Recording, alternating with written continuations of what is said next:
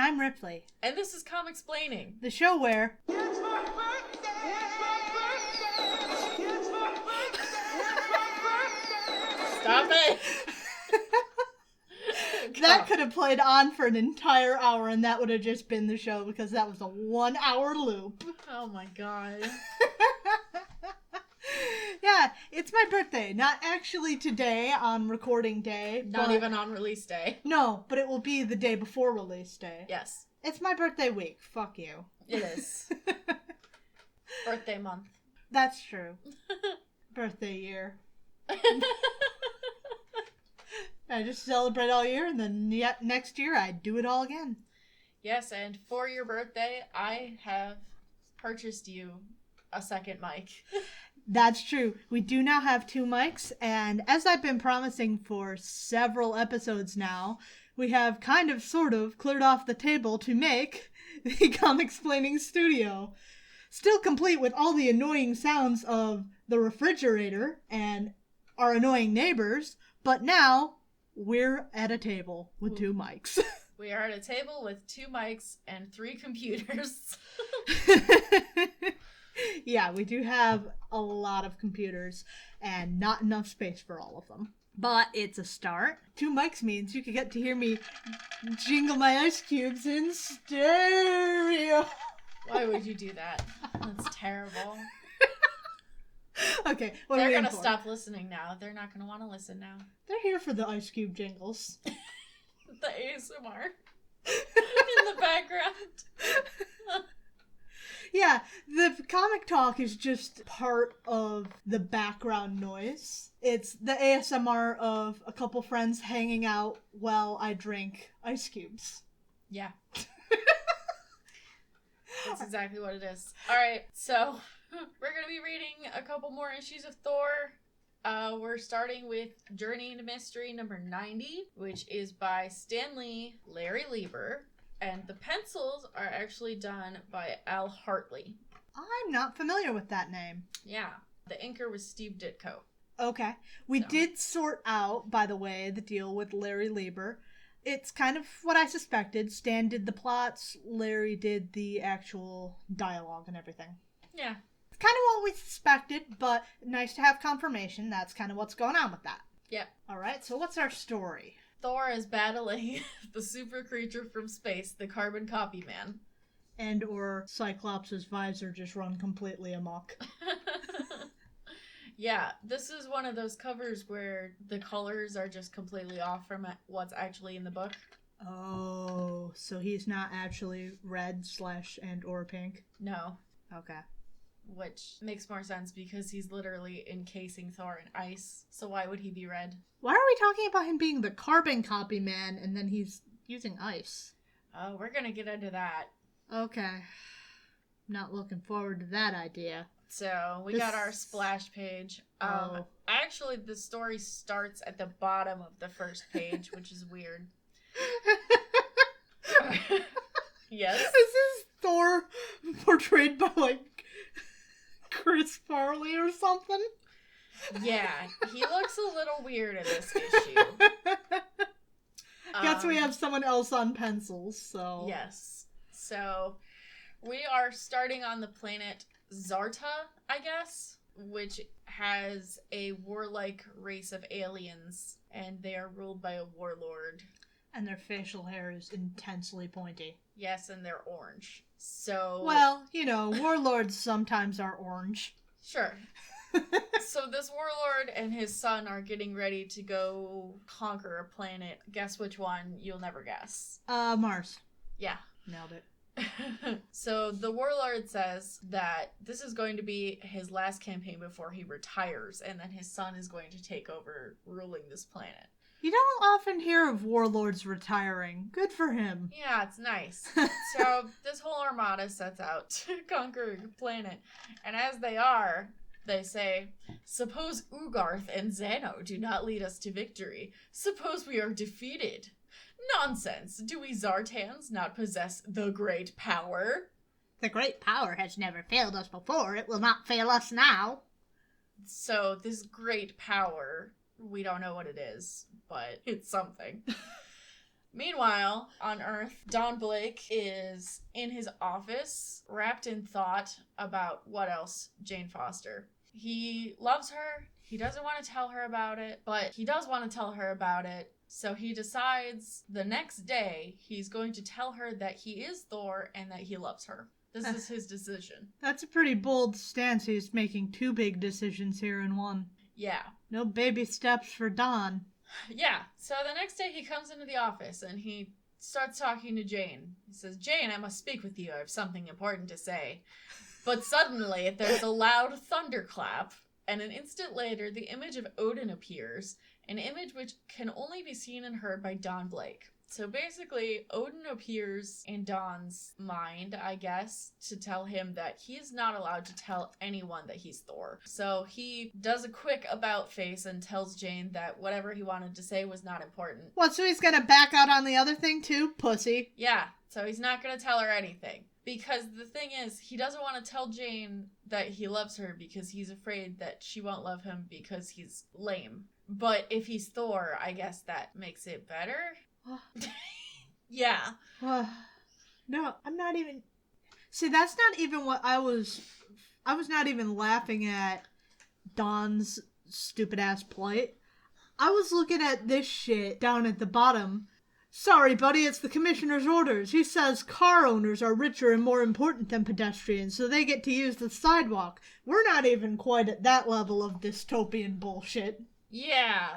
After he does that quick turnaround telling Jane that it was nothing important, he says he's going to Center Hospital to work in the charity ward till the afternoon. He steps out on the street and he sees this weird scene of cops ushering pedestrians into the street and cars onto the sidewalk. And it's weird and there's not really any context for it. I don't really understand why are the cars not also driving in the street? Are they only driving in the sidewalk? And why would they prefer to be driving on the sidewalk rather than in the street? You would think that they would be doing both. All excellent questions. Continuing on, however. Wow, rather than answering them. Yeah, we find more strange things are happening. Like, these guys are pasting a billboard over the side of a building. Windows and all. Windows and all. And someone painted polka dots all over the bridge. And they're telling people that locked doors are not allowed because it's Trust People Week. So Don Blake returns to his office that afternoon, and he finds a court summons, because apparently treating charity patients is now against the law. Okay, so the aliens just make people mean? He says that's ridiculous, and Jane comes back at him and says, that's completely reasonable. You're a piece of shit for treating people without getting money, and I'm quitting. Jane here is really espousing just the typical Republican. You have no business treating people without charge. If they're too poor to pay, you should let them remain sick. They deserve to be ill. Maybe they should pull themselves up by their bootstraps. Yeah, basically. Maybe they should just get insurance. Yeah. So Don's like, there's something weird going on. So he turns into Thor and he's like, I'm gonna go see the mayor because we're friends, I guess. Friends in high places. He's just friends with everyone, honestly. So he goes to the mayor's office, but as he's coming in through the window, by the way, the mayor says, you clown, the way you're always flying around annoying people, you're a public menace, you belong behind bars. And he calls the guards on him. Some guards come to apprehend Thor, but he dives back out the window. I'm really confused about how this panel is laid out. Yeah. Nobody's really on the same plane of existence here. No. If Thor's doing a full rotation like he appears to be doing, he should be knocking the mayor's block off for one. Yes. And then there's this guy who's standing kind of sideways, which maybe he's falling back, but he doesn't really look like he's falling back. No. His clothes aren't hanging like he's falling back. He's just kind of stepping on a weird plane of existence, and Thor is on another one, and nobody's really existing together. Yeah, it's very strange. After escaping this situation, Thor goes out to the outskirts of the city. So he says, I have an idea. I'll send my mind back in time and space to Asgard on a day when Odin counseled his sons. Okay. So this is a complicated way of saying he's going to use his memory. He's gonna remember things. I was gonna say this is another new Thor power, but no, this is just... The power of memory. So he remembers this time when Odin said this to him. When something puzzles you, always seek the simplest, most obvious explanation, no matter how impossible it may seem. Which is some advice. And also I'd like to point out Odin is talking to two Thors in this panel. Which I guess... Self-centered here, that Thor's memory is just of Odin talking to him, and only him. Yeah, and twice. he's written over Loki with himself. Because this is supposed to be Odin talking to his sons, and at this point, the only two sons of Odin they've acknowledged are Thor and Loki. No, Thor and Thor. Thor and Thor. Those are Odin's sons. Thor thinks on this, and he says, the simple, most obvious explanation. If people are not acting like themselves, then they must not be themselves. I don't think that's the simplest explanation. I think that's a bit of a leap. So he decides the only way to figure this out is to make a thorough search of the city, which one would question why he didn't do that in the first place. Great fucking question. So he goes through pretty much the whole rest of the day looking around the city, and when it's getting close to twilight, as you can tell by the clear blue sky, he finds a bunch of trees have been cut down, and he notes very astutely that it seems as if an aircraft did it. And then he finds a spaceship. So he finds a spaceship hidden under one of these trees, and he lands next to it, and he sees there's no door on it, so he's gonna have to find a way in. But wait! Suddenly it magnetizes and pulls him to it, but he loses the hammer. Are you fucking kidding me? He loses the hammer. He loses the hammer because he set the hammer down while he looked around, and then he gets pulled to the ship, and now he doesn't have the fucking hammer, so now he's gotta turn into Don Blake. This is so stupid, I'm so mad! Well, yeah, why did he put the hammer? Right? Can you not fucking feel around the hole with one hand? He literally says, I'll just lay down my hammer for a few seconds. Like, Don, you know if you put it down, you're gonna turn back into a normal dude. And you Why know are you doing there's this? everybody's acting weird, and there's spaceships, so probably it's reasonable to guess there's some kind of attack going on. Why are you putting down your hammer in the first place, you fucking fool? Yeah, so he turns back into Don Blake, and then the aliens come out to capture him. Because I guess this is just what they're doing. They're, like, magnetizing their ship so that people get stuck to it, and then they go out and they're like, hey, here's a dude. So they're just waiting for random people to wander by, and everybody who's a dickhead just wandered by this fucking park? No. They take him in, and he sees there's Jane and the mayor, which is a weird set of people. Which is only convenient for the plot. They've captured the mayor and Jane, and they reveal their great power, which is shapeshifting. Cool, so there are a lot of aliens that do that, okay. Yes. So they're shapeshifters. So to prove this, the prince, whatever his name is, to prove this, he turns into a perfect replica of Don Blake. And they reveal... Yeah, first of all, the leader says, regain your normal form and tell him. Like, why? Can he not tell him when he's in the form Why of Don? Why tell him at all? First, Mr. Bond, let me reveal to you my plan. So this prince says the plan is to kidnap people in key positions and replace them with their own aliens. You mean like billboard hangers? Yes.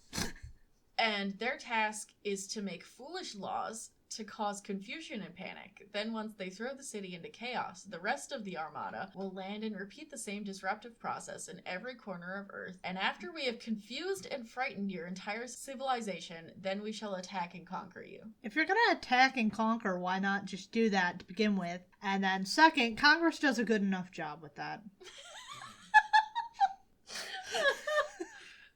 Oh, God. See, I was just gonna talk about how that's a really weird plan. Especially for a warlike race. Yeah, this is more sneaky than warlike. And I don't see why shapeshifters would really be super warlike anyway. Exactly. It seems like a sneaky kind of power set. Yeah, exactly.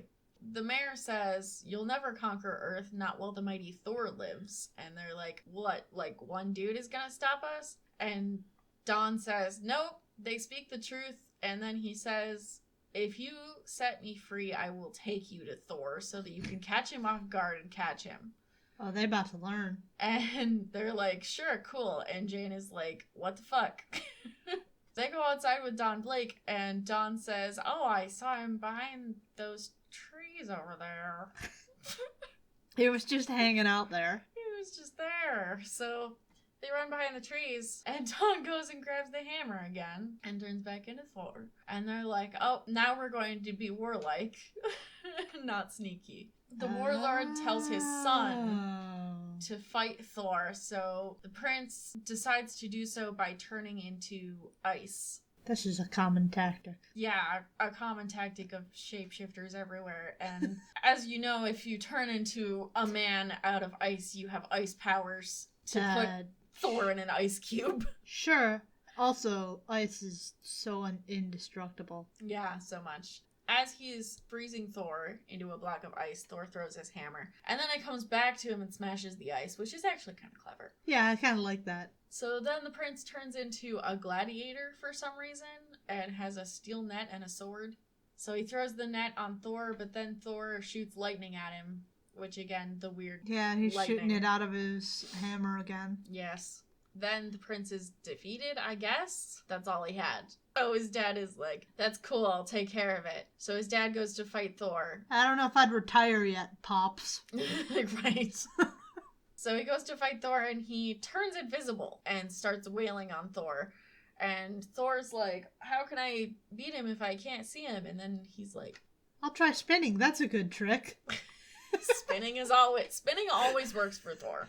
You just spin. Eventually you'll hit him. Yeah, that's true. Actually, that would kind of work. But that's not what he does. What he does is he summons a rainstorm, which is actually kind of clever. Because if he's invisible, he's still tangible. Yeah. So you just have to look for where the rain isn't falling. He just needs to shapeshift to not being there. Shapeshift into rain, bitch. So Thor is able to see him through the rain and defeats him while he traps him in the steel net that his son was using, which, by the way, his son shapeshifted into a gladiator with a sword and a net. So is the net part of him, or was that something they just had on hand? Oh, I hate that.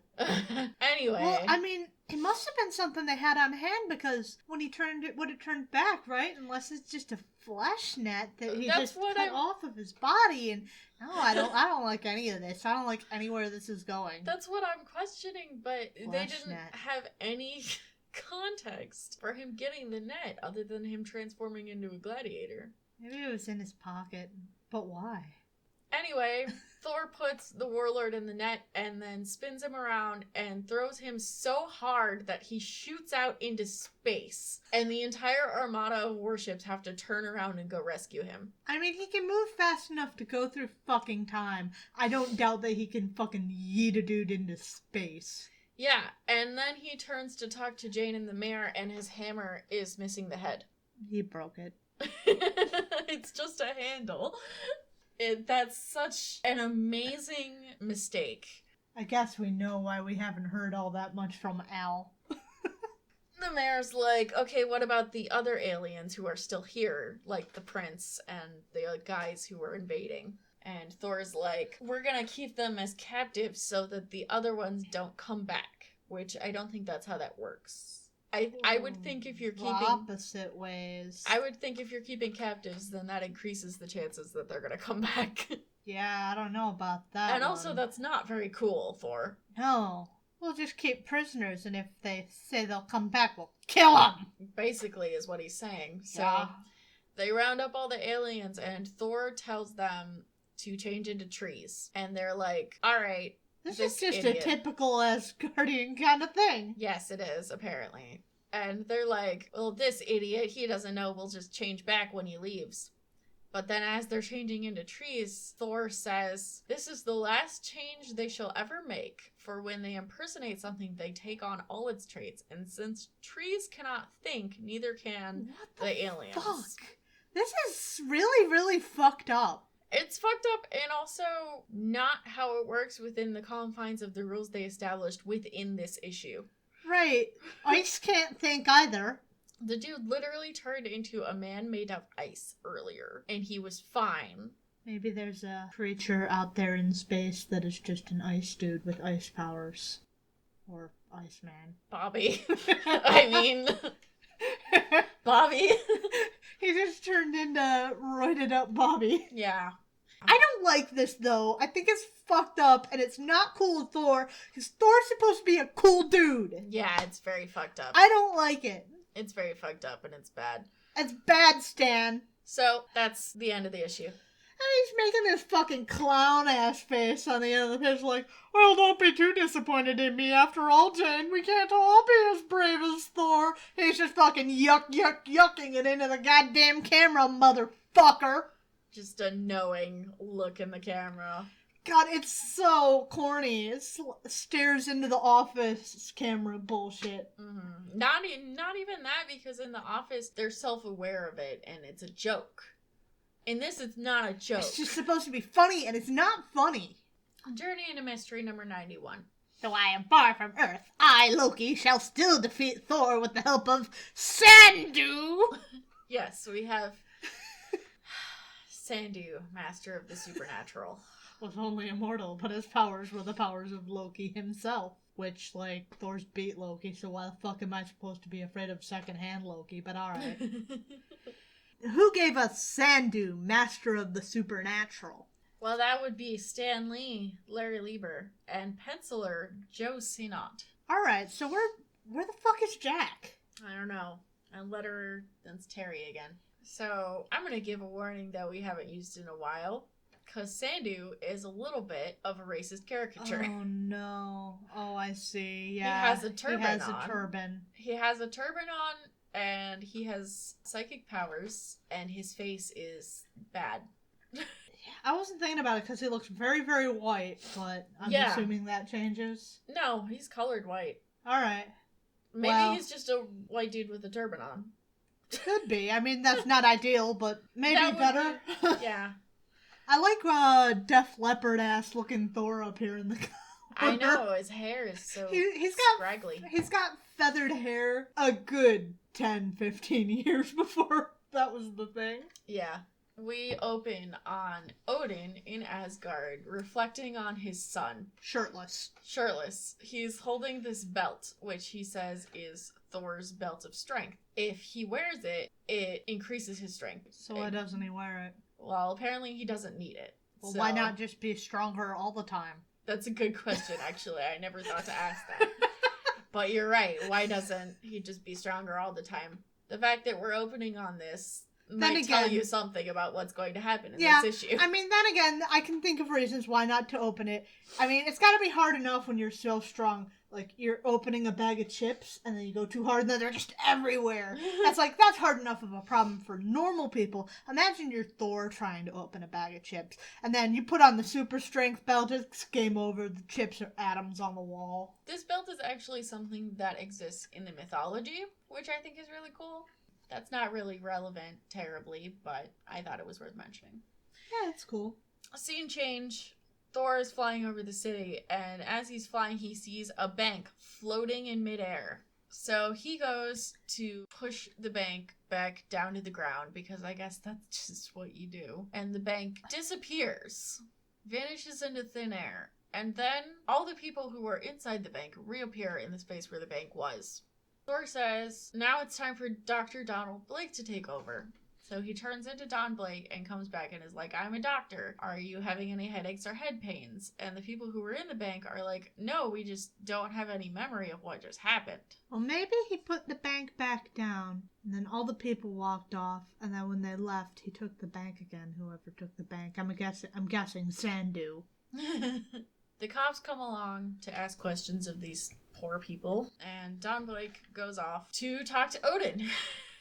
Who is a giant face in the sky, but that's okay. That's how he is, like, Yeah. 2/3 of the time. Odin is mostly a giant face in the sky. So he goes up to this mountain to talk to Odin, and he asks Odin, where is Loki? I, thy eldest son, seek the whereabouts of the sinister Loki. You mean your little brother? Yes. Yes. I, thy eldest son, seek the whereabouts of thy youngest. Yes. That's how I'm gonna talk to my mom about my siblings from now on. I, thy middle child, seek the whereabouts of your youngest. Yes. Odin tells Thor that Loki is in Asgard. He's Grounded again. And Thor's like, okay, cool, he's not here. He didn't do that thing. Because when Thor saw the bank floating and then disappearing and then the people, blah, blah, blah, he immediately was like, oh, this has got to be Loki because that's just how Thor works. He's at least savvy to his own problems. He flies off. Meanwhile, at a racetrack, some money is just floating into the sky. Meanwhile, Loki is watching the money fly into the sky from Asgard and laughing. He doesn't even want it. After this meanwhile, we go back in time to a few days before this. The continuity here of what's going on is very hard to follow. Yeah, it's getting a little weird. So Don Blake and Jane are returning to their office from a house call, and they see a carnival, and they see that there's a mind reader. Dude, don't call out this guy's social security number.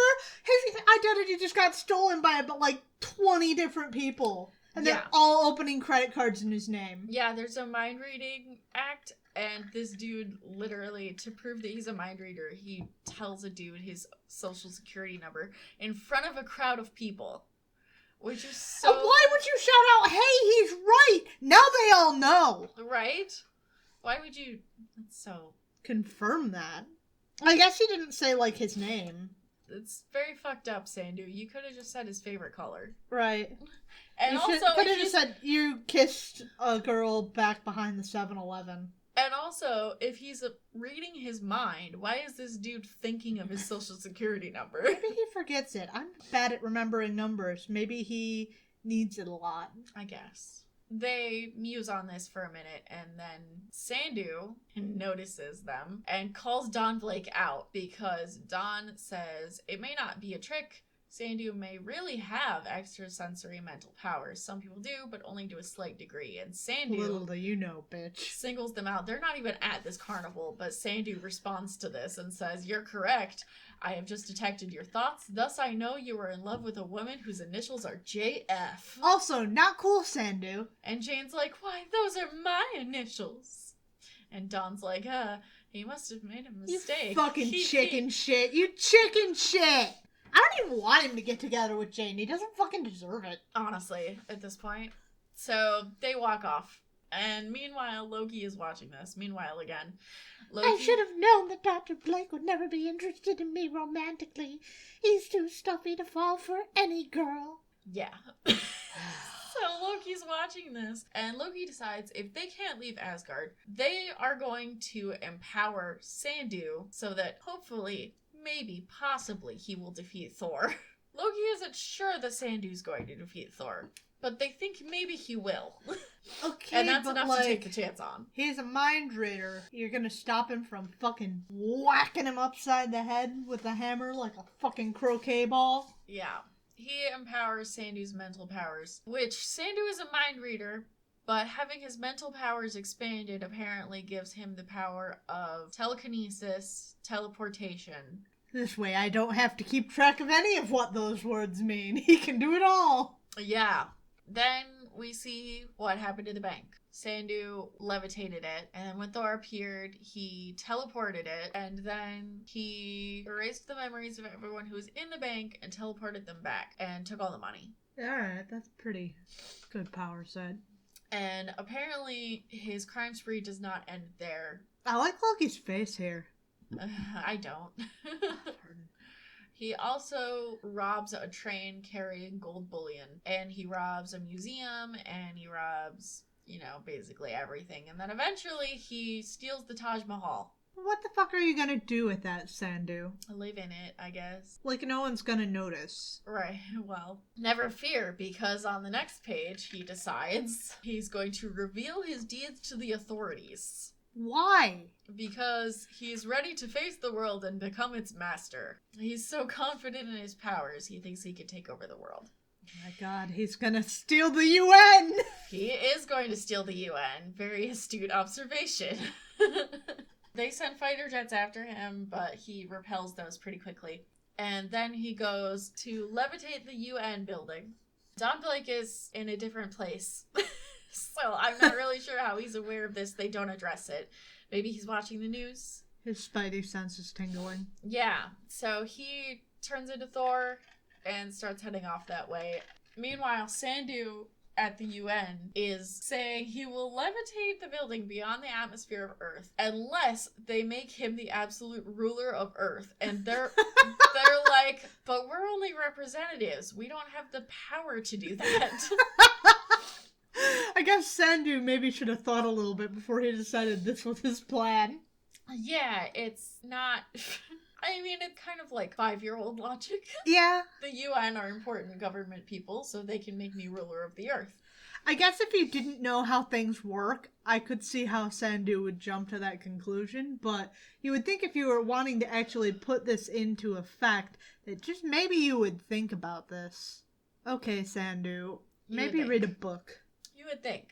So here comes Thor to save the day. This is the moment Loki has been waiting for, because what they really want is for Sandu to defeat Thor. Thor and Sandu have a little chase in the air. Sandu is able to elude Thor by going to a construction site and finding a bunch of steel girders and then teleporting them into the air behind him so that Thor clangs face first into them. That's kind of funny. It is very funny, and it's actually kind of clever. Yeah, I kind of like that. But you know what he should have done? Teleported them through Thor. Game over. Jesus Christ. That's dark. Look, I can't help it. It's the practical way to go about it. If I were a supervillain who could teleport things, and Mr. Big Bed, strong enough to travel through time with his muscles, was coming after me, no. Game over, Thor. Thor smacks face first into these steel girders and falls unconscious. And he falls onto the ground. And Sandu manipulates some chains to wrap around him. And then he picks up a building and puts it down on top of Thor. And Loki in Asgard is like, at last I have been revenged. I gave supernatural powers to Sandu and he used them to defeat my ancient enemy. Never again will Thor oppose me because he stopped by a building, I guess. He'll never figure it out. He can't just, slowly nudge his way out. No, he can't just, dig the ground that he's in. Okay, wait. Mm-hmm. He did this, he kept his hammer on him? Why did you give the bitch his hammer? Yeah, that's a good question. But Thor's wrapped in chains underneath this building. And he says he's too weak to break the chains and smash the building. Why? I don't know. He says a prayer to Odin for the strength, and... Okay, so let go of the hammer, beat down Blake, do your little shimmy shake out of chains, turn back into Thor. I guess that doesn't change you suddenly being too fucking weak to do shit about this, but I think you're wrong. Yeah, but the plot point of the belt, though. We really wanted to use the belt, though. For Ripley, they wanted to use the belt, though. I actually forgot all about the belt. I know we opened the story on the belt, but I forgot about the belt. Well, that's exactly what's going to happen, because Thor says a prayer to Odin to have the strength to free himself. So Odin sends the belt, and he sends it with Valkyries. No. Two hot ladies? Yes. Valkyries, don't buy it. Those are not Valkyries. No. I don't think Stan knew what a Valkyrie was at this point. No, they're absolutely invited to my birthday party, but no. They're just hot ladies in, dresses. They are not shield maidens, which is what Valkyries are. They're shield maidens. Right. They're warriors. They don't even have shields. They don't have shields. They don't have swords. They don't have armor. They don't have flying horses. This is a rip-off. These are not Valkyries. I was looking forward to the Valkyries. This is a fucking rip-off. Yeah, it's bullshit. And on top of not being Valkyries, they're apparently also ethereal and can go through solid objects. Huh. Why? I don't know. Because it's convenient, I guess. So they go down to Thor and put this belt on him, and suddenly he's empowered, so he can... He flexes his pecs. Yeah, he flexes the chains off and digs a tunnel. He can stand now? There's not a whole ass building on top of him that's gonna stop him from standing the fuck up? No, there's enough space to stand, apparently. Bullshit. This is stupid. Sandu, why'd you dig this ditch so deep? It's bullshit. So he digs a tunnel out of there and flies out and goes to fight Sandu again. And Loki in Asgard is like, Sandu, you gotta get the hammer away from him. I guess he's mentally confused. not on myself. There's no way even to explain what we're laughing about other than Thor just made a really stupid face. Thor makes stupid faces in, like, every issue. I don't know why. He's, like, the stupid face character. It's not even with the same artist as usual. No. It's not like Jack's just like, this is the stupid Jack face. No. Yeah. Thor is just, I don't know, he just gets the worst faces. This guy Joe has just decided that this is his character trait. Yeah. Thor who makes the dumb faces, which I guess is alright. That's fine. I guess Loki is communicating with Sandu telepathically, although we haven't really been given a taste of that, but Loki is kind of manipulating him somehow. It's unclear. Anyway, Loki... Has Loki been telepathic before this? Because I don't recall that. Yes. Oh, kind of. Yeah, he affected Jane before. Yeah, I mean, But- I didn't really think of that as telepathy as much as, like, I don't know, vampire eyes or something. Vampire eyes. You know, the weird compelling shit where you're not a telepath, but it's like, look into my eyes and I will tell you what to do. Yeah, Loki is telepathic, not in the way that, like, Jean Grey or Professor X are telepathic. Loki is telepathic when it's convenient. Yeah, just like Thor's weak when it's convenient. Yes. Thor throws his hammer, but Sandu dodges it, and for this reason, Thor is separated from the hammer. What? This is something they do sometimes where if Thor throws his hammer and it doesn't hit something, it doesn't come back to him. But then in the last issue, that was literally his entire ploy to get out of the ice. What? So there's no reason why this should happen. What? What?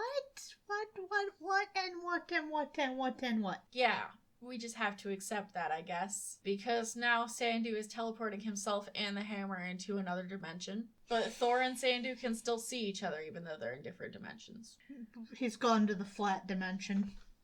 Yeah, that's basically how I interpreted it. He just went two-dimensional. Sandu decides he's going to try to pick up the hammer, which he can't do because he's not worthy and he's not Thor. And Loki is trying to tell him, I guess their telepathic link isn't strong enough for Loki to tell him not that he can't pick up the hammer. Sandu will not accept this. He's hearing him, he just doesn't accept it. Yeah, so Sandu really, really wants to pick up this fucking hammer, so he decides he's going to levitate it.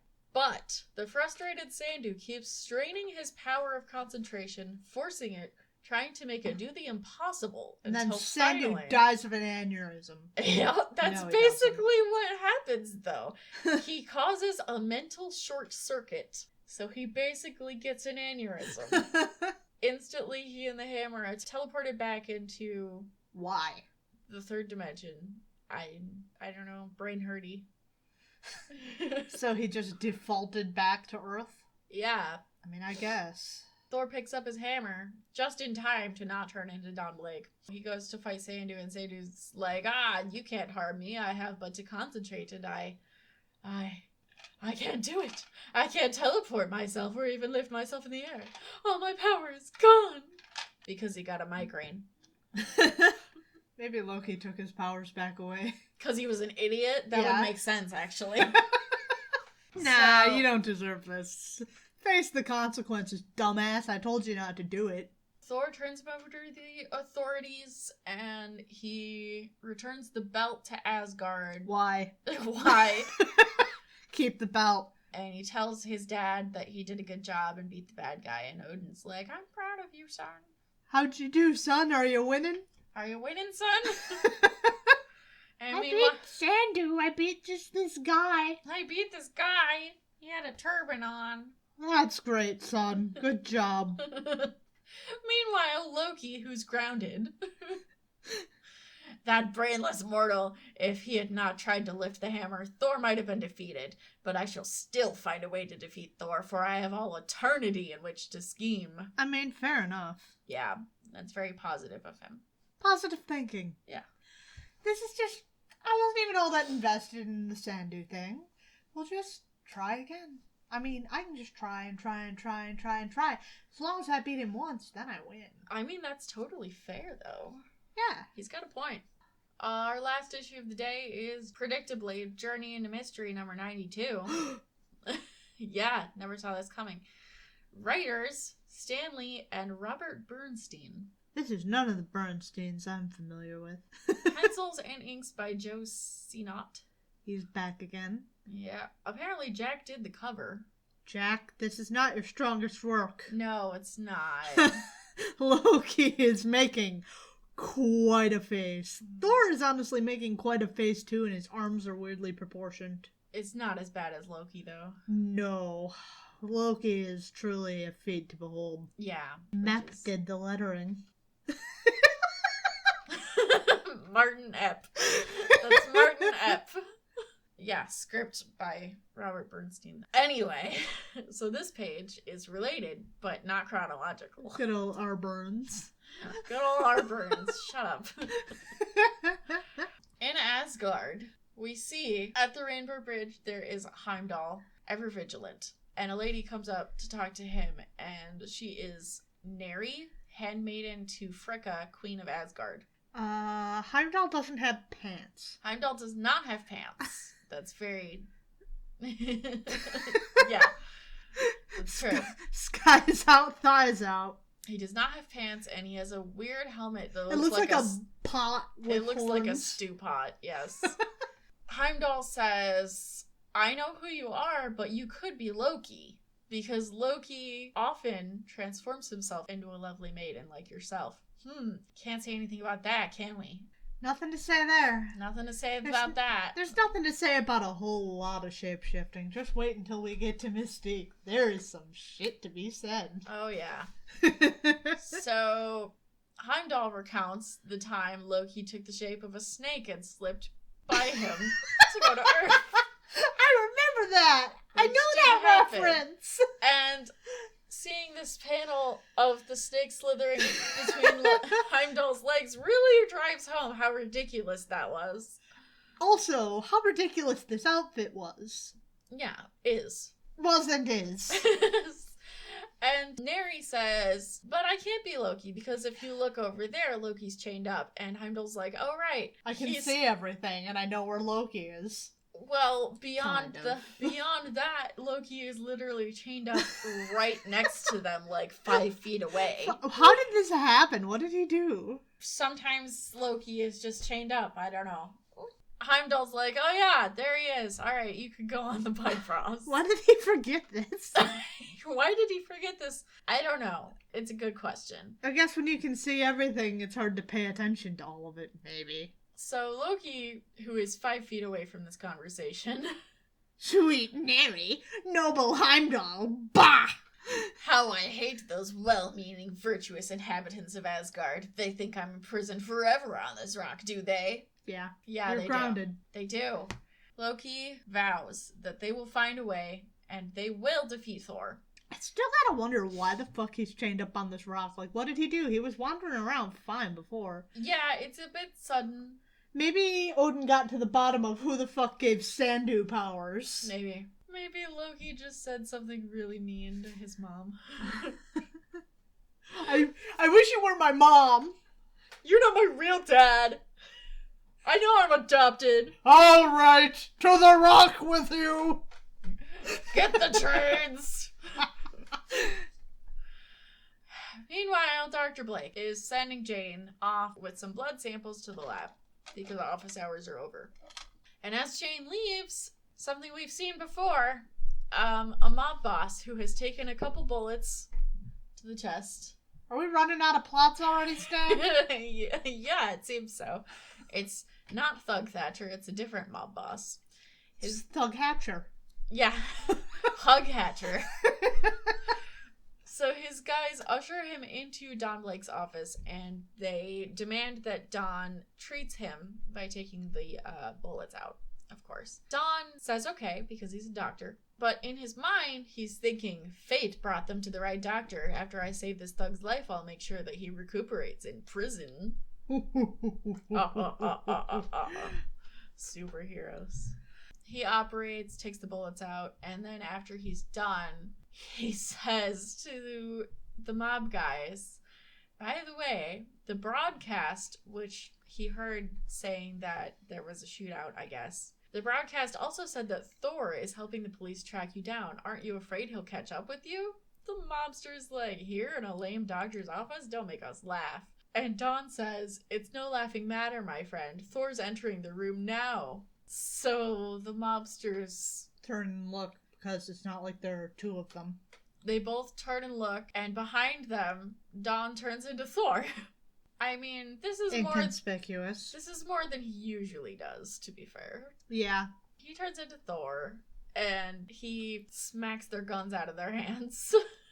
Finally. He smacks their guns out of their hands, and he used his hammer. I guess, yeah, he did use his hammer. I guess without their guns, they just decide they're gonna let Thor do whatever. So he starts taping them to his operating table. What? That's a weird... Oh. He tapes all three of them to the table, and then he tapes Mjolnir to the table. Ooh, so he throws... That's not gonna be a good plan. So he throws Mjolnir so hard that it conveniently delivers them straight to prison, which is not how anything works. No. How the fuck does it... If it was taped strong enough to pull this fucking cart, why did it come back? How did it come back? Yeah, did the police cut it off? Also, it got there without hitting anything, so why doesn't it just keep going? There's a lot to say about this. The hammer comes back, I don't know why, and he turns back into Don Blake and goes back into the office before Jane gets there. So the people weren't lying when they said Thor turned your operating table into an aerial patrol wagon. That's just a wild phrase. Yeah. A week later, Thor is in Norway helping with a movie. So it says he's providing special effects, but the things that he's doing for this movie is just being himself in the movie. So I think he's an actor, but he says that the reason he's doing this movie is because they're not paying him, they're giving his pay to charity. I'm very confused. He's doing special effects, but in this movie, he is himself, who is a sworn protection to a good tribe of Vikings. Someone else is operating this mechanical serpent, which is really more of the special effects part of it. Yeah. But I'm very confused. So all he does in this scene is fight the serpent. Yeah. Which, there's a couple things to talk about here. In the film story, Thor has sworn protection to a good tribe of Vikings, and when they're menaced by a sea serpent conjured up by evil Loki, who hates the mortals, he's supposed to defeat Loki's scheme by flying right into the serpent's mouth. Then, because the serpent can't close its jaws on my powerful body, I proceed to drag it down to the bottom of the fjord where the monster drowns. It's a sea serpent, so I don't know about that. And also, it doesn't look like it has gills. I don't know. It might just be a regular giant serpent. I don't know. It's in the water, so it stands to reason that it's a sea serpent. But maybe that's just me filling in the blanks. I don't know about this technology, this orb with a camera in it here. I mean, that's cool. It's cool, but it seems a little not of the time. I mean, I guess they do have a giant animatronic serpent as well, so. We're working on Marvel's sliding time scale, which is another thing we're really gonna have to get into. Oh, God. There's so much shit to talk about if you're new in comics. Yeah. So the next scene Thor does is, according to the script, Loki sends a fleet of wicked Vikings who worship him to attack the good Viking village. I have a lot to say about this. Namely that ascribing good and evil to Norse gods does not work. We'll actually get into this in our discussion segment to an extent, but maybe this is far more progressive than we know, and it's just Thor looking at it through his own lens of, these are the good Vikings because I am protecting them, and because this is my opponent, they are the evil Vikings. Maybe. It's not, but maybe. No. The truth of the matter is that Vikings worshipped all of their gods. They didn't see Loki as evil. They saw Loki as mischievous because Loki is the god of mischief. But we're not going to get into that in depth right now. We ain't got time for that. We don't have the time it would take for me to talk about this. No. I'm very passionate about this subject. But we got plenty of time, folks. So Thor summons a thunderstorm. He's got to sink these ships, which are full of dummies, representing the evil Vikings. He does that, and Loki on Asgard is chained up and watching him. One might ask, if Loki is chained up, why are they still able to watch Thor and use magic and stuff? Does that require your hands? No. It does make it a pretty ineffective prison. Yeah, I mean, knowing that Loki is a master of magic, one would think Odin would realize that and do something about it. But he didn't. Loki's watching this, and he says, Thor's hammer is made of the same magic mineral as my chains. Uru. That's why my chains are unshatterable. Meanwhile, Thor, in his last scene, has to hurl his hammer at the mountain, causing an avalanche to bury a village. He's gonna bury other people who worship him, or they don't, just because they're evil Vikings. They're evil. They're evil, so they only worship Loki because Loki is evil. They've forsaken Thor. They have. So he must destroy them. There's no option. There's no other choice. So Loki says, this is my chance. As Thor throws his hammer at the mountain, suddenly it veers off and it's not going back to Thor. Cool, Loki can do that? Yeah. So, yeah, he just can. So Thor falls because he doesn't have his hammer, I guess.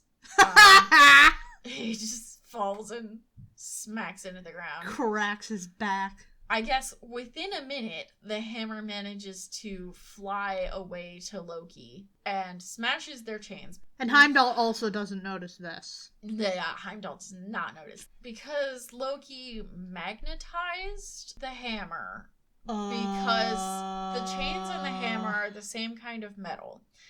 So once the hammer is magnetized, it's drawn to the metal, even from a different place in space. This is a very...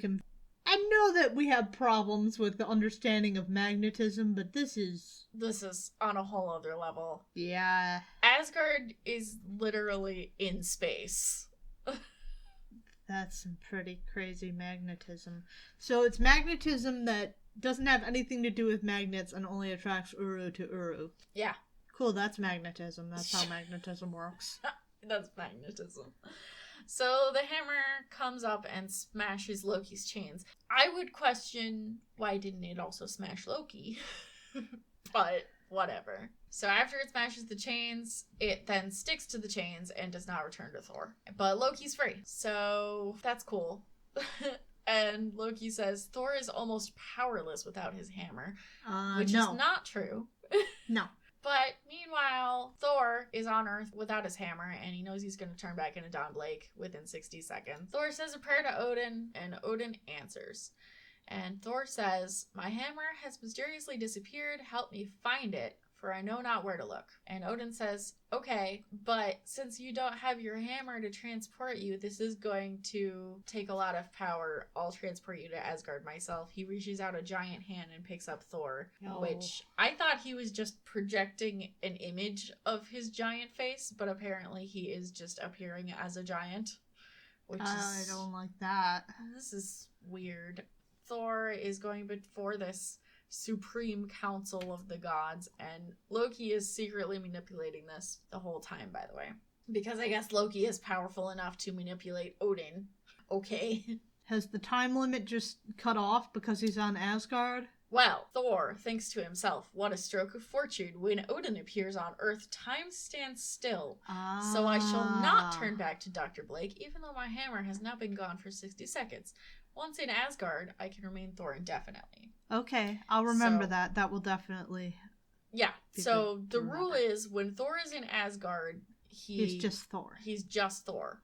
So he couldn't turn back into Dr. Blake if he tried? No, I don't think it's that so much as that he just is Thor, which makes some sense. Odin tells him, we've pondered your predicament, and we offer this advice. Your hammer must somehow have returned to Asgard, therefore search for it here. But we can't help you because we're all too busy. Thor goes off to look for his hammer. The first place he goes is this creepy forest where Loki makes the trees come to life and attack him. Maybe they're just Zartans. Zartans. Thor fights them off, but he says without his hammer, he can't fight them off forever, so he has to make another kind of hammer. Go get your stupid belt. He's punching the trees away in this panel pretty effectively, so I feel like you could just keep doing that. But Yeah, whatever. it's He wants a they're wood. hammer, and that's Oh the my thing. God. And here we see, again, why couldn't you just fight them What off? the Because fuck? he literally karate chops a tree in half. So what's stopping you from just punching them? right. Give him the old karate chop a couple more times. Game over. So he fashions this really ridiculous looking mallet because I guess this is the only thing Stan knows about Thor is he has a hammer. That's what matters about Thor is he has a hammer. He knows he has a magic belt. He has a magic belt and he has a hammer. We're not using the magic belt right now. That would be too convenient. He doesn't need it. He can only have it when he needs it. Thor makes this wooden mallet to fight off the Treeborgs. And then after doing that, Loki's like, oh, blast my luck. I forgot how powerful Thor is even without his magic weapon. Why did you forget that? This keeps being like a problem for you. This particularly, how could you forget? Seriously. Once again, the inscription on the hammer is whosoever holds it possesses the power of Thor, not the other way around. So, Loki, seeing the wooden hammer, sets it on fire so that Thor doesn't have it anymore. Magic, why didn't I think of that before? Why didn't you think of that before? Yeah. So Thor's like, my weapon is burning up as if by magic. Why didn't I think of that? Loki, the master of magic, might have had something to do with my hammer's disappearance. You think? Really? This is the first time you're thinking of Loki? Thor goes off to where Loki was chained up because I guess he just knew. Yeah, well, I guess Odin was gossiping about this. He sent a memo. So Loki is like, oh, he's going towards the Bifrost because, again, Loki was chained up 5 feet away from the Bifrost in full view of Heimdall. Again, where the fuck is Heimdall? Where the fuck is Heimdall? So Loki turns some clouds into dragons. Cool. Very cool. And the dragons attack him, and Dragons Thor, don't have wings. They don't have wings because Old Norse dragons didn't have wings. Oh, well that explains that.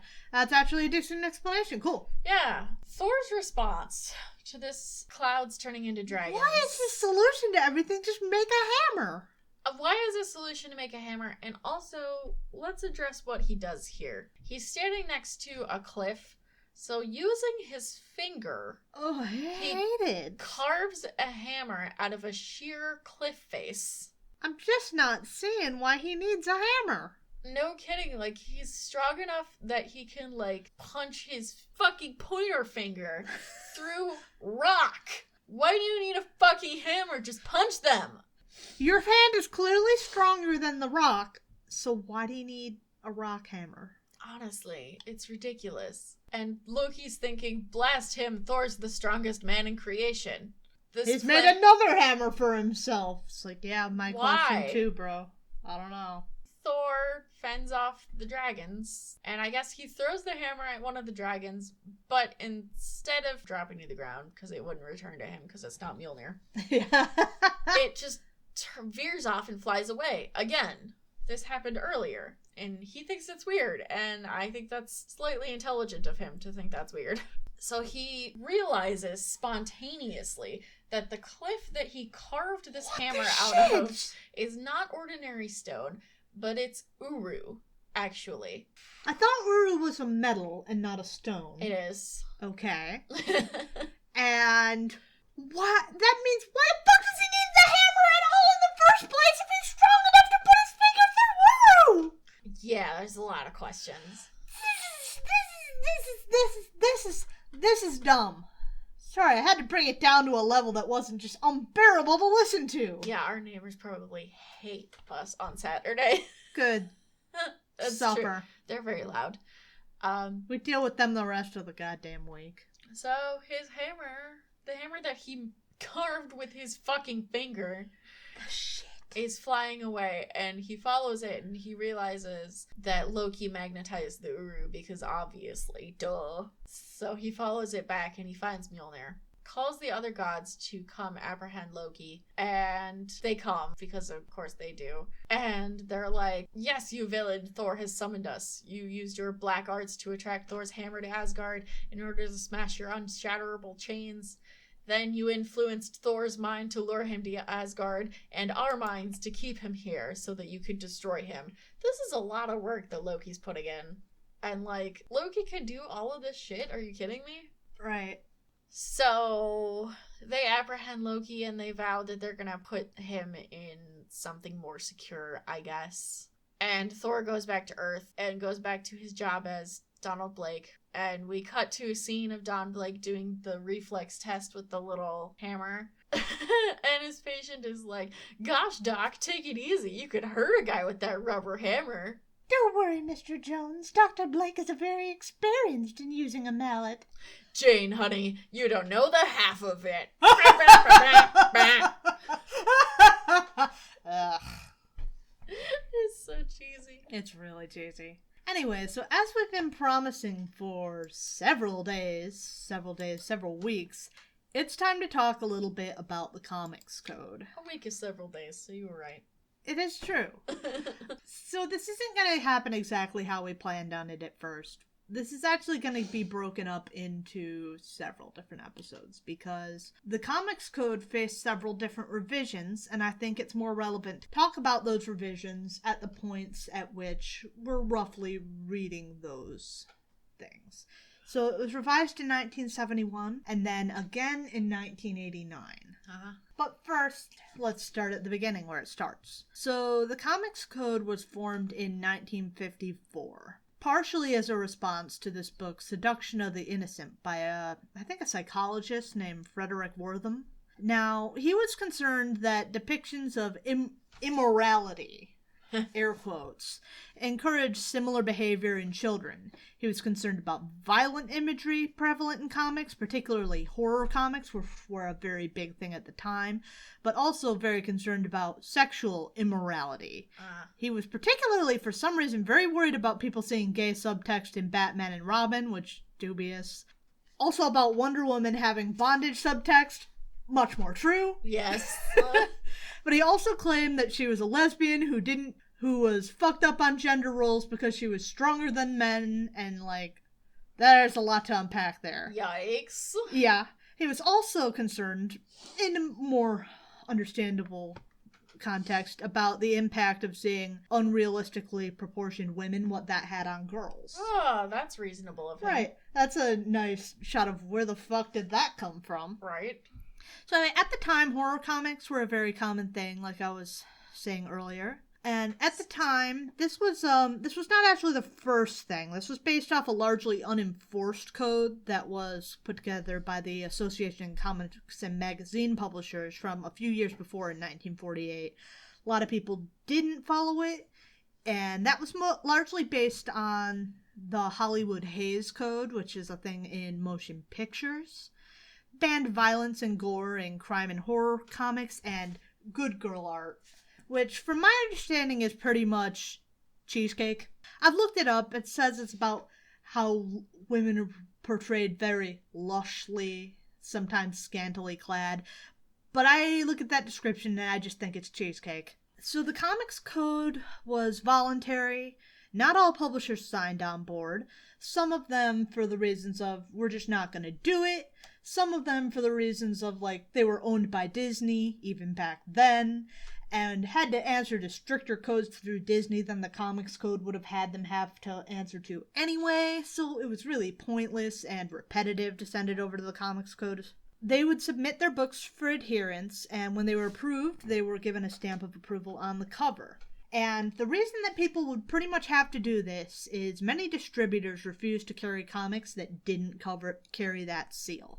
So if you didn't adhere to the Comics Code, your shit wouldn't get on store shelves, which is a problem. Yeah, it's pretty insidious. Yeah. So I think the best way to do this, I went through and I looked at what's this and that, but really the best way to go through this is to read the code itself. Well, skipping the preamble, the code is broken up into a few different sections. General Standards Part A. Crimes shall never be presented in such a way as to create sympathy for the criminal, to promote distrust of the forces of law and justice, or to inspire others with a desire to imitate criminals. No comic shall explicitly present the unique details and methods of a crime. again, so people can't imitate criminals. Policemen, judges, government officials, and respected institutions shall never be presented in such a way as to create disrespect for an established authority. Ugh. A lot to get into there.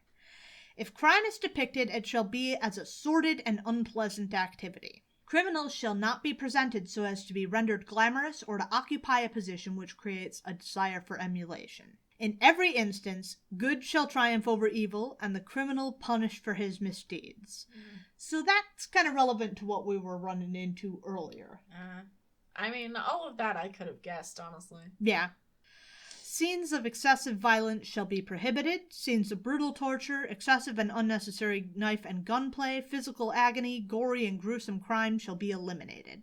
No unique or unusual methods of concealing weapons shall be shown. So we're back on the don't show them how to imitate criminals. Instances of law enforcement officers dying as a result of criminals' activities should be discouraged. The crime of kidnapping shall never be portrayed in any detail, nor shall any profit accrue to the abductor or kidnapper. The criminal or the kidnapper must be punished in every case. Oddly specific thing to really crack down on. Yeah. The letters of the word crime on a comics magazine cover shall never be appreciably greater in dimension than other words contained in the title. The word crime shall never appear alone on a cover. I like this image of a comic that's just crime! Yeah. Restraint in the use of the word crime in titles or subtitles shall be exercised. This section was very crime focused. Yeah. So, General Standards Part B. No comic magazine shall use the word horror or terror in its title. What? Yeah, we're going down. Remember how we were talking about horror comics? We're coming after them now. Holy shit. We took our swing at the crime comics. Now it's horror's turn. Jesus. All scenes of horror, excessive bloodshed, gory or gruesome crimes, depravity, lust, sadism, masochism shall not be permitted. Okay. All lurid, unsavory, gruesome illustrations shall be eliminated. I just don't think that's specific enough. No.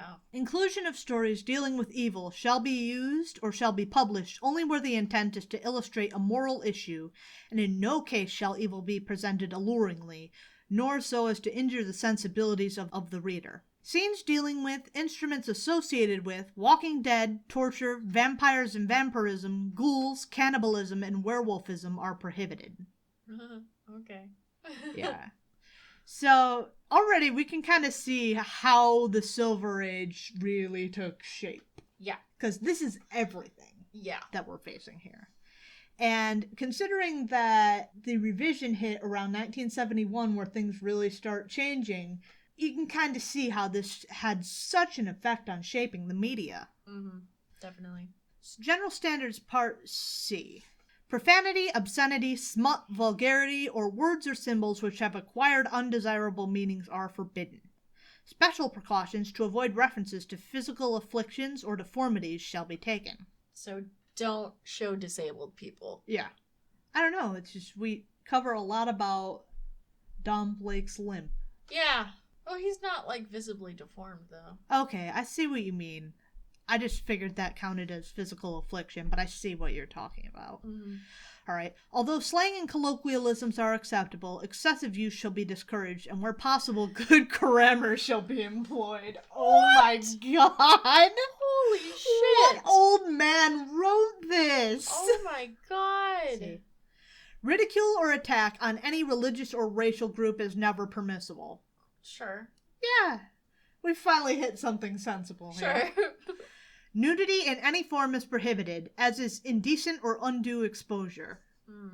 Suggestive and salacious illustration or suggestive posture is unacceptable. You hear that, Greg Land? Greg!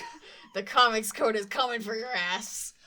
They're not, unfortunately. The Comics Code was defunct after 2011. Damn it. But there were points when they could have come for Greg. They could have come for Greg Land. We wouldn't have to be dealing with Greg Land today if the Comics Code had had the cojones to come for him. Thanks, Comics Code. Alright. All characters shall be depicted in dress reasonably acceptable to society. Really? Thor's onesie? It's reasonably acceptable. All characters. That includes Heimdall's skies out, thighs out look. That just like, I guess that means they can't have their junk out, but I feel like that's covered in no nudity. Right. Maybe it's like, don't show up in a bathrobe out in regular society. Jesus Christ. Okay. Females shall be drawn realistically without exaggeration of any physical qualities. I don't think that ever happened. I don't think they ever fixed that. No, thinking back to you, Doris. Doris. No, it should be recognized that all prohibitions dealing with costume, dialogue, or artwork applies as specifically to the cover of the magazine as they do to the contents. Doris. Fucking Doris. Ooh. Get some internal organs, Doris. God, Doris. Marriage and sex. So this is where we really start getting into the queer context of how to read the comics code. Of course. It's not explicit, but it is very highly implicit. Yeah. Divorce shall not be treated humorously, nor represented as desirable. What the fuck was that laugh? I was very shocked. Oh, girls don't get a divorce. Illicit sex relations are neither to be hinted at nor portrayed. Violent love scenes as well as sexual abnormalities are unacceptable. Take a guess at what sexual abnormalities entails. Though considering the sadism and masochism mentioned earlier, I think this is both no gays and no BDSM. Yeah. Well, you know, they like to conflate those things. They do indeed. Respect for parents, the moral code, and for honorable behavior shall be fostered. A sympathetic understanding of the problems of love is not a license for morbid distortion. The treatment of live romance stories shall emphasize the value of the home and the sanctity of marriage. Passion or romantic interest shall never be treated in such a way as to stimulate the lower and baser emotions. Don't be horny! Don't be horny! Don't make anybody horny. Don't fucking do it. Don't do it. Don't be horny. Horny crimes. Seduction and rape shall never be shown or suggested. I don't think those are the same thing. I'm fine with the last part, I guess. The first part... Well, I just have a problem with those two things being in the rule together. Yeah. Sex perversion or any inference to the same is strictly forbidden. Again, one guess on what sex perversion is a reference to. So it's not explicit, but it's highly implicit. Yes. And I knew at the time what the fuck that meant. They knew what they were doing. And the rest of this is all about advertising, so ignore that. Before we finish this off, I do want to share one little story that I ran into on Wikipedia, and I'm just going to read this straight out because this is really the best way to go about it. All right. In one early confrontation between a comic book publisher and the code authorities, EC Comics' William Gaines reprinted the story Judgment Day from the pre-code Weird Fantasy number 18 in Incredible Science Fiction number 33. The reprint was a replacement for a code-disapproved story, An Eye for an Eye, drawn by Angelo Torres, but was itself also objected to because of the central character being black. The story by writer Anne Feldstein and artist Joe Orlando was an allegory against racial prejudice, a point which was necessarily nullified if the lead character was not black. Following an order by Code Administrator Judge Charles Murphy to change the final panel, which depicted a black astronaut, Gaines engaged in a heated dispute with Murphy. He threatened to inform the press of Murphy's objection to the story if they did not give the issue the code seal, causing Murphy to reverse his initial decision and allow the story to run. So that's a lot. There's a lot to unpack there. There's a whole lot to unpack there. We are not the right people to unpack that. We are not, but I did think that it was important to mention if we were covering the comics code. Definitely. We're not the people to really dig into that, but there's a lot to say. A couple side notes, small side notes, just before we put this baby to bed. Some of the publishers moved over to publishing magazines rather than comics because they weren't subject to comics code regulations. Not a big thing, just a little thing to know. And Gay comic characters were not permitted until the 1989 revision of the code, so anything you find here is all subtext, unfortunately, for quite a while. Yeah, I mean, I didn't expect anything different, to be honest. But... Yeah, but I thought that was really the best way to go about it, to just read the code. See, it is interesting to think that the whole thing about villains proclaiming that they're evil was because of the comics code. Yeah. Not because of, like, Stan's weird writing choices. I'd never considered that before this. It's really interesting because as a Loki fan, I've always had a huge problem with Loki being evil in the comics. I mean, as all Loki fans do, because it is dumb. But I guess if they wanted Loki to oppose Thor at all, they really had to do that, which is interesting. Yeah, I think that, and I think all of the specifics of good must defeat evil is... A lot of this sheds a lot of light on what we're looking at. See, I had just accepted that as that's just what they did. Yeah, but... I didn't know that was written into code. Right. So there's a lot here that really shapes how things are with the Silver Age. And again, you might notice that the Bronze Age starts right after that loosening of the restrictions of the comics code, and things started getting a little darker and dealing with different subject matter, covering different things, though there were still conflicts. I think that's an interesting note. We're running super long. I guess it's time to put this baby to bed, like I said earlier. First and foremost, we want to thank our first patron over on Patreon. Robin has joined us over there. You should all join Robin. Robin is, once again, the only person in the world who loves and cares about us at all. Robin is MVP for life. Robin is our best friend. Robin, if you're listening, I love you more than I love anything in this world, including myself. All right. Let's see. What else did we have?